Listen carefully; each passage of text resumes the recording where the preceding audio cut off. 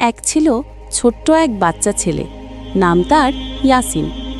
একদিন সে রাস্তা দিয়ে হাঁটতে হাঁটতে দেখল এক বৃদ্ধ লোক বসে আছে রোদে পুড়তে পুড়তে। লোকটির সামনে খাবার বলতে কিছুই নেই। ইয়াসিনের পকেটে ছিল মাত্র 2টা খেজুর। নিজেও খুব ক্ষুধার্ত ছিল, তবুও সে খেজুর দুটো বৃদ্ধ লোকটার হাতে দিয়ে বলল, চাচা, এটা খান, আমার পক্ষ থেকে দোয়া করবেন। বৃদ্ধ লোকটি অবাক হয়ে খেজুর দুটো গ্রহণ করল। তার চোখে জল চলে এলো। বাবা, আল্লাহ তোমার রিজিক বাড়িয়ে দিন, তোমার জীবন সোনার মতো হোক। সেদিন ইয়াসিন খালি পেটে বাড়ি ফিরল, কিন্তু রাতে তার বাবা হঠাৎ ঘরে এসে বলল, আজ আল্লাহ রহমত করেছেন, হঠাৎই আমার কাজ হয়ে গেছে, আগামী মাস থেকে দ্বিগুণ বেতন। ইয়াসিন মুচকি হেসে আকাশের দিকে তাকালো। সে বুঝল যে মানুষ অন্যের জন্য কিছু করে, আল্লাহ তার জন্য আরও বড় কিছু রিজিক হিসাবে ফেরত দেন।